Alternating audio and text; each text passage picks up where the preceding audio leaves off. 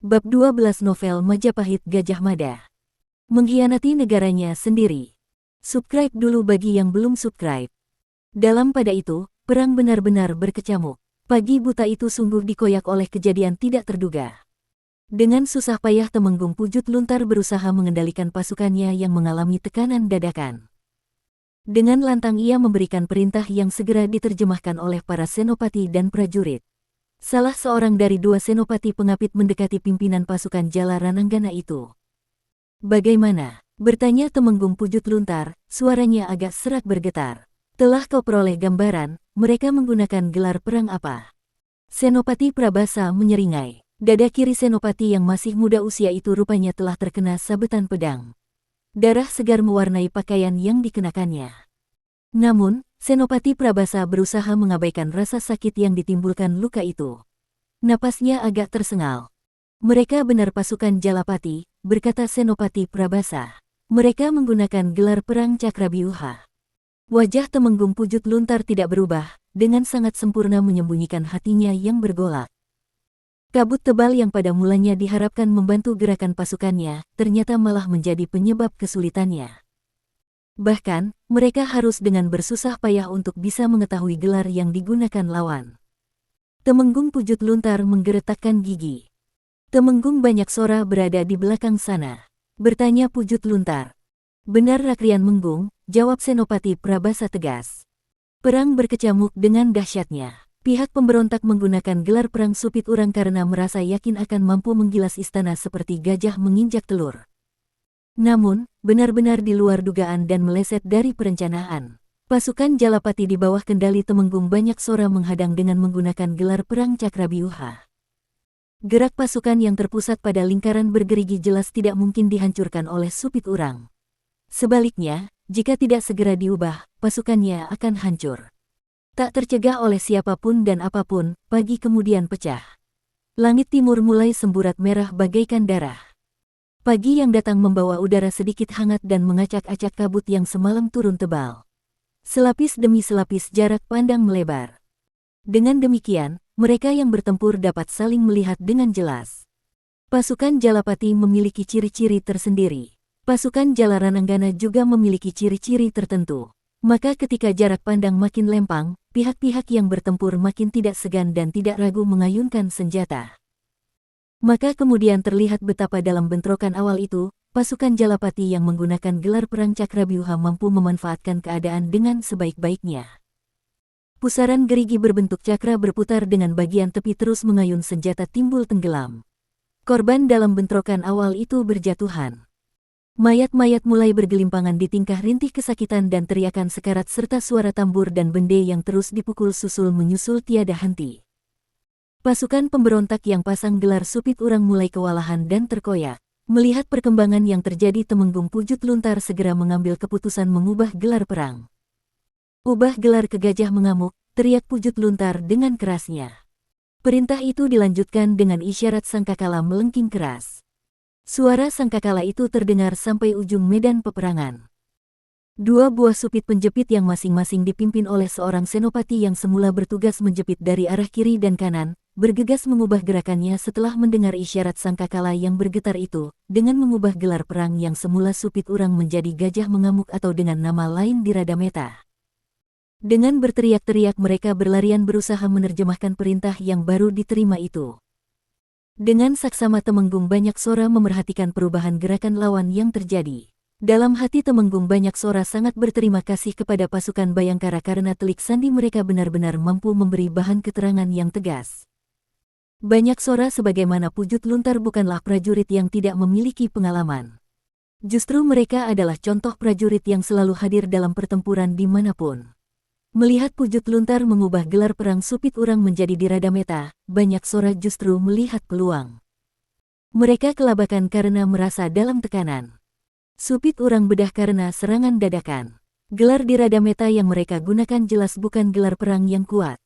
"Aku tahu persis pasukan Jala Rananggana kurang begitu menguasai gelar itu. Mereka lupa kalau yang mereka hadapi pasukan Jalapati." Banyak Sora berbicara pada diri sendiri. Teriakan Pujut Luntar kembali bersambung suara sangkakala. Tiba-tiba banyak suara berteriak, "Supit urang!" Beberapa senopati yang selalu mengapit kemanapun Temenggung Banyak Sora bergerak kaget mendengar perintah itu. Namun, sejenak kemudian suara sangkakala dengan nada tinggi dan melengking terdengar menggetarkan udara. Itulah isyarat terjemahan perintah yang diberikan Temenggung Banyak Sora. Pasukan yang semula berbentuk cakra itu bergerak mengubah diri menjadi supit urang. Senopati pengapit yang selalu mengawal Banyak Sora makin penasaran dan tidak mampu menahan gejolak dadanya. Kenapa Rakrian Temenggung menggunakan gelar itu? Senopati itu bertanya. Pertanyaan itu berbau gugatan. Namun, Banyak Sora hanya tersenyum. Mereka mengubah diri menjadi gajah. Kekuatan seekor gajah, kau tahu ada di mana? Ada pada gading dan belalainya. Mereka tidak memiliki dua yang aku sebutkan itu. Jadi, untuk apa menjadi gajah? Jawab Banyak Sora. Lagi-lagi Banyak Sora benar. Pujut Luntar terpaksa mengumpat-umpat melihat perubahan gerakan lawan serta saat menyadari pasukannya sebenarnya belum terlatih menggunakan gelar perang di Radameta. Apa yang diungkapkan Banyak Sora tepat seperti keadaan yang terjadi. Pujut Luntar memang berhasil mengubah supit urang dan menghadirkan gelar perang di Radameta. Namun, apalah artinya gelar perang itu karena tekanan yang diberikan Banyak Sora telah memecah pemusatan perhatian mereka untuk membangun sepasang gading dan belalai. Upaya membentuk gading yang kuat dan berdaya rusak tinggi tak berhasil mereka lakukan. Yang kemudian terjadi, gelar perang supit urang perubahan dari Cakrabiuha yang dibangun Temenggung Banyak Sora mampu merajalela dan memberi tekanan kuat kepada pasukan pemberontak dengan gelar perang itu. Pujut Luntar benar-benar dibuat kelabakan. Dalam keadaan yang demikian itu, di mana Rakuti? Rakuti yang dikelilingi oleh para Winesuka yang lain dengan saksama terus mengikuti perkembangan yang terjadi. Perkembangan itu tak tercegah memancing kecemasannya. Bagaimana ini? Gelisah Rakuti. Perkembangan tak terduga, jauh dari kenyataan yang diharapkan, itu benar-benar membuat Rakuti menjadi kecut. Suara bende Kiai Samudra yang dipukul terus susul-menyusul dan bertalu-talu itu benar-benar sangat mengganggu. Sementara keadaan yang ada di depan mata berubah menjadi bayangan buruk yang siap menerkam. Pasukan Jalaran Anggana telah terjebak, Rakuti, berkata Tanca. Kau terlampau menganggap remeh dan mengabaikan kemampuan telik sandi Bayangkara. Inilah akibatnya. Apa yang kita harapkan sama sekali tidak sesuai dengan kenyataan. Pangsa bergeser mendekat. Kalau pasukan Jalaran Anggana tidak mampu mengatasi gerakan pasukan Jalapati, abis kita, tambah Rapangsa. Rabanyak dan Rawedeng terus mengikuti perkembangan tanpa banyak bicara. Namun, sebenarnya dari wajah mereka tersirat kecemasan. Jika apa yang mereka harapkan tidak menjadi kenyataan, habislah mereka. Sebaliknya, Rayuyu, entah apa yang bergolak dalam dadanya. Rayuyu sibuk memandangi burung gagak yang makin lama makin banyak. Perang yang berkecamuk telah berubah menjadi perang berubuh. Ikatan gelar perang di Radameta mulai kehilangan bentuk dan pecah menjadi ikatan-ikatan kecil yang masing-masing dipimpin oleh senopati atau prajurit berpangkat bekel. Sebaliknya, pasukan Jalapati makin menguasai medan pertempuran dengan gelar perang supit urang. Dengan cekatan segenap prajuritnya memberi tekanan. Keparat, umpat Pujut Luntar yang kecewa. Mana Rakuti? Mana Rakuti? Kebetulan jarak antara Pujut Luntar dengan Temenggung Banyak Sora makin dekat. Banyak Sora tertawa mendengar teriakan Pujut Luntar yang kalang kabut itu. Apa yang kau kari, Pujut Luntar? Temenggung Banyak Sora berteriak dari kejauhan. Pujut Luntar kaget, mulutnya terbungkam. Dari perang yang tengah berkecamuk, seseorang melangkah mendekat. Dada Pujut Luntar berdesir. Orang yang datang itu adalah Banyak Sora, sosok yang diam-diam amat dibencinya. Keduanya berhadapan. Apa kabar Pujut Luntar? Sapa Banyak Sora. Kabut menyibak. Maka kelihatanlah wajah kita yang sebenarnya. Pujut Luntar menatap Banyak Sora dengan tatapan mata tak berkedip. Tangan kanannya erat memegang trisula bergagang pendek yang menjadi senjata andalannya. Senjata tombak bermata tiga itu selama ini menemaninya dalam medan peperangan yang paling ganas sekalipun. Di tangan kirinya tergenggam sebuah tongkat berkepala tengkorak sebagaimana lambang kesatuannya yang berupa candra kapala.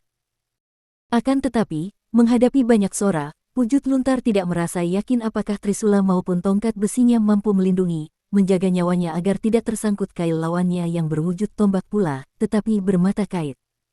Kedua prajurit berpangkat Temenggung itu saling berhadapan. Sebagai prajurit yang diberi kewenangan memimpin sebuah pasukan yang amat besar, keduanya amat mengenal pesaingnya. Dalam pasewakan mereka bersaing di hadapan raja. Kini persaingan itu pecah dalam perang yang sangat berdarah. Kini kelihatan belangmu, Pujut Luntar, berkata banyak suara. Suaranya terdengar parau dan sinis. Setelah kabut menyibak dan matahari menyapa pagi menelanjangimu habis-habisan, terlihatlah wujudmu yang sesungguhnya, seorang pengkhianat negara yang benar-benar tidak punya malu dan tidak tahu diri. Pujut Luntar terdiam, mulutnya terkunci tak bisa bersuara. Bagaimanapun di sudut hatinya, Temenggung Pujut Luntar memang merasa telah mengkhianati negaranya. Pujut Luntar menebar pandang, memerhatikan perang yang tengah berlangsung. Porak-poranda, berkata banyak suara, itulah gambaran keadaan pasukanmu Pujut Luntar. Rencanamu koyak dan berantakan di lapangan. Kau tentu tidak mengira akan seperti ini jadinya. Mengapa bisa demikian Pujut Luntar? Kau pasti bertanya-tanya, mengapa bisa demikian? Pujut Luntar masih terdiam. Sebenarnya lah Pujut Luntar sama sekali tidak mengira pasukannya dengan begitu gampang bisa dikoyak dan diobrak-abrik oleh pasukan Jalapati. Tepat seperti yang dikatakan Temenggung banyak suara, Pujut Luntar tidak mampu memahami perkembangan keadaan yang terjadi. Jawabannya ada di pasukan Bayangkara. Kau mengira semua rencanamu berjalan tanpa cacat. Kau mengira semua akan berlangsung tanpa hambatan. Satu hal tidak kau bayangkan bahwa sepak terjangmu melakukan persekongkolan dengan Rakuti selalu diawasi oleh Bayangkara. Perang yang sedang kau hadapi saat ini adalah buahnya. Keparat, Pujut Luntar mengumpat kasar. Banyak suara menertawakannya. Menyerahlah, banyak suara menekan. Pujut Luntar merasakan dadanya berdesir. Apa yang diucapkan banyak suara benar-benar menyentuh perasaannya, menjamah harga dirinya. Apa? Balas Pujut Luntar. Suaranya bergetar. Banyak suara memandang Pujut Luntar dengan tatapan mata nyaris tak berkedip. Tombak bermata kaitnya diputar seputaran. Perang ini akan meminta banyak korban, berkata banyak suara. Akan banyak janda meratapi suaminya, akan banyak anak menangisi bapaknya. Akan ada hujan tangis di negeri Wilwatikta ini. Kau bisa mencegah semuanya itu. Kau tinggal meneriakkan perintah untuk menghentikan peperangan dan menyerah. Gila, Pujut Luntar mengumpat kasar. Kau mengira aku laki-laki pengecut yang akan melarikan diri. Banyak suara terus memandang langsung ke jantung mata lawannya. Kau tidak sadar sedang dijerumuskan oleh Rakuti. Mana Rakrian Kuti yang telah membujukmu itu? Kau pasang gelar di Radameta, tetapi Rakuti dan para Winesuka yang lain tidak berani menempati gading gajah yang kau bentuk. Ia berada di ekor paling belakang. Tidak kau sadarikah semua itu Pujut Luntar? Tadi kau berteriak-teriak mana Rakuti, mana Rakuti. Aku dengar Rakuti menjanjikan akan memberikan kedudukan Mahapati kepadamu bila tindakan makar itu berhasil.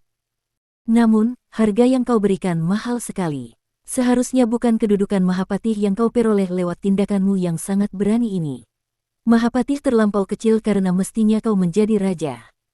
Jika kau menjadi raja, kau akan dipanggil Sang Prabu Pujut Luntar. Gagah dan sangar sekali. Cukup, bentak Pujut Luntar. Olok-olok itu sangat menyakiti perasaannya. Menyerahlah, desak banyak suara, aku akan memintakan ampunan untukmu. Kujamin pula keselamatan keluargamu. Pujut Luntar benar-benar menggigil. Amarahnya tak tertahan lagi. Aku tidak pernah ragu melangkah. Aku telah menghitung semua kemungkinan akibat yang akan kuhadapi, teriak Pujut Luntar. Kalau begitu, berkata banyak suara, betapa malangnya nasibmu. Kelak sejarah bakal mencatat kau mati dalam perang ini bukan sebagai seorang temenggung yang gugur dalam bela negara, tetapi mati sebagai prajurit yang berbuat hina, mengkhianati negaranya sendiri. Merah padam wajah Pujut Luntar. Temenggung yang diberi kewenangan penuh memimpin pasukan Jalarananggana itu sadar bahwa ia tak akan menang berdebat melawan Temenggung banyak suara yang memang pintar berbicara mengobrak-abrik orang melalui mulutnya. Pujut Luntar memutar tombak trisulanya yang bergagang pendek dan dipindahkannya bertukar tempat dengan tongkat besi berkepala tengkorak manusia. Untuk menggebuk kepala banyak suara, Pujut Luntar lebih percaya kepada tongkat besinya. Dua gajah itu pun bertarung. Para prajurit yang bertempur makin riuh menyibak memberikan ruang yang lapang untuk mereka yang akan berlaga mengukur tingginya ilmu kanuragan itu. Didahului dengan teriakan keras, Pujut Luntar meloncat. Tombak trisulanya mengayun mendatar menyapu dari arah samping. Ayunan tombak itu segera menggeliat dengan tiba-tiba dan berubah arah menyambar kepala. Temenggung banyak suara bukan bocah kemarin sore yang segera kebingungan menghadapi keadaan seperti itu. Dengan perhitungan yang cermat banyak Sora merendahkan tubuh dan balas menyapu dengan mengayunkan tombak berkait yang menjadi andalannya. Pujut Luntar yang mendapat serangan balasan itu segera menggeliatkan tubuh serta mengapung di udara. Kakinya menyambar deras ke arah pinggang banyak Sora. Banyak Sora tidak menjadi gugup. Kakinya kembali mengayun berusaha menggunting gerakan lawannya. Pujut Luntar yang tidak menduga serangan lawannya akan berubah arah seperti itu segera menjatuhkan diri dan berguling-guling. Sesaat setelah tubuhnya melenting, dengan deras serangannya mengayun menyambar lawannya. Banyak Sora nyaris terhantam ayunan kaki itu, tetapi tubuh yang sudah tua itu masih cukup lentur untuk menggeliat menghindar sambil mengayunkan kaki kiri balas menyambar. Pertarungan yang terjadi adalah pertarungan antara hidup dan mati. Pertarungan antara Pujut Luntar dan banyak Sora itu seolah menjadi gambaran persaingan yang terjadi antara pasukan Jala Rananggana dan pasukan Jalapati. Lebih dari itu, Temenggung Pujut Luntar dan banyak Sora dikenal sebagai temenggung yang pilih tanding sehingga pertarungan itu pun menjadi pertarungan yang menarik. Para prajurit kedua belah pihak masih ada yang menyempatkan ingin mengetahui apa yang terjadi. Nantikan episode berikutnya. Jangan lupa like, subscribe dan share.